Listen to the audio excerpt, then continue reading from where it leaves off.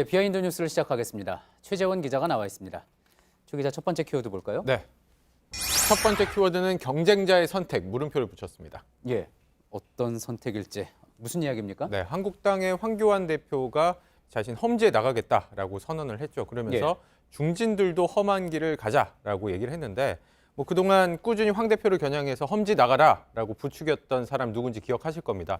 홍준표 전 대표인데 홍 전 대표 입장에서는 좀 자신의 요구대로 된 셈이지만 그런데 평가는 좀 박했습니다. 소셜미디어에 이런 평가를 내놨는데 좀 소개를 해드리죠.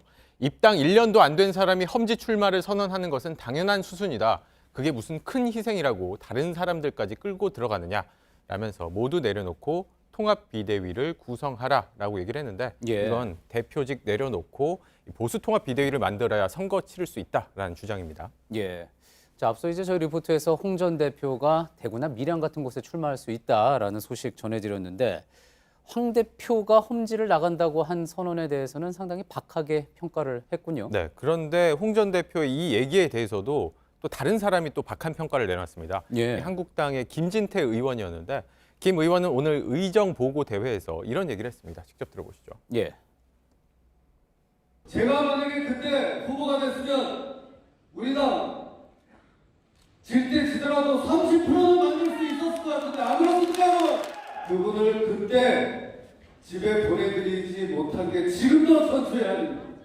예. 네, 김진태 의원이 얘기한 그분은 다들 아시겠지만 홍준표 전 대표입니다. 홍준표 전 대표를 대선 과정에서 집에 보내드리지 못해서 한스럽다라고 얘기를 한 것이죠. 2017년 대선 당시 이야기인가 보죠? 그렇습니다. 당시에 경쟁자였기 때문인데 이 당시 한국당 대선 후보 자리를 놓고 이렇게 이 김진태 의원과 홍준표 전 대표가 경쟁을 했었는데 당시에 홍준표 전 대표가 1위를 기록해서 대선 후보가 됐었죠.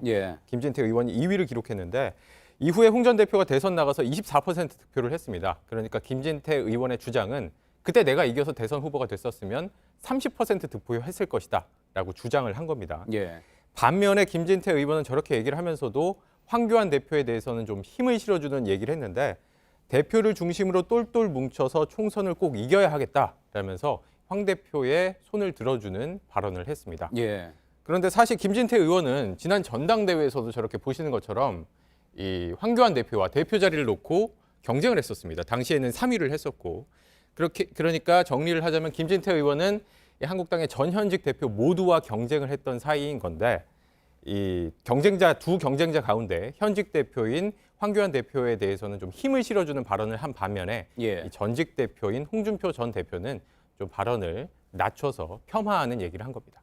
그러니까 둘 모두가 경쟁을 했었고 또 본인이 패배를 했었는데 현재 반응은 다르다. 그런 이야기군요. 네, 그래서 키워드를 저렇게 골랐던 것이죠. 알겠습니다. 다음 키워드 볼까요? 네, 다음 키워드는 소통 없는 사이로 정했습니다. 어느 사이의 이야기입니까? 이건 민주당의 이해찬 대표가 이 유시민 이사장이 진행하는 알릴르에 출연을 해서 한 발언인데 먼저 발언부터 좀 들어보시죠.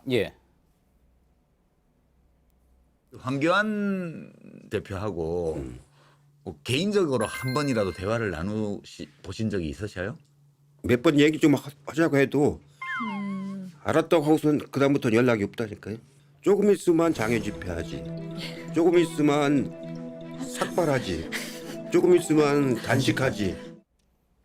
그러니까 여야 대표 간에 서로 소통을 할 기회가 없었다. 그런 이야기군요. 네, 뭐 최근에 황 대표가 단식을 진행할 때 이 대표가 직접 찾아와서 이렇게 잠시 대화를 나눌 기회가 있었지만 뭐 이렇다 할 얘기가 오가지 않았기 때문에 의미 있는 만남이었다라고 평가하기는 좀 어렵습니다. 이 두 사람의 서먹한 모습은 또 어제 있었던 경제계 신년회에서도 좀 확인할 수 있었는데 좀 영상을 보면서 이건 설명을 드리죠.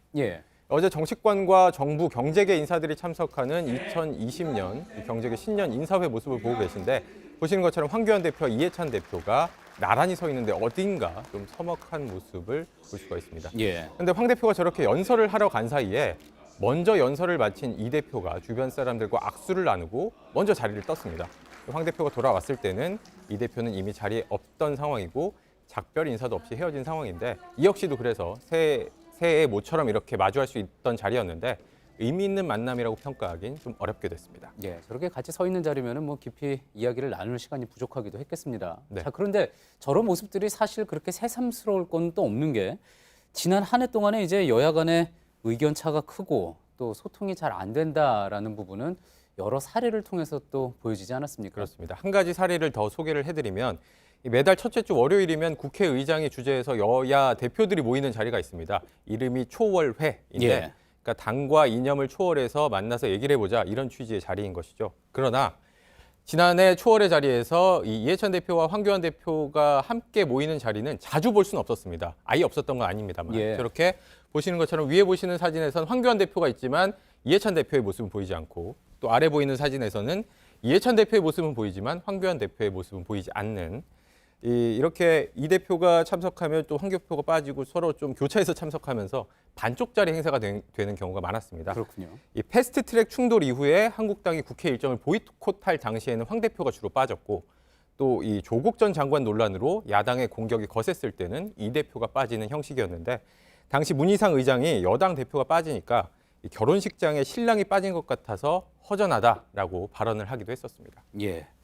자, 올해는 또 선거가 있지 않습니까? 선거가 있어서 또 여야 대표가 자주 만날 기회가 있을지 좀 지켜봐야지 될 것 같습니다. 여기까지죠? 네. 예, 잘 들었습니다. 비하인드 뉴스 최재원 기자였습니다.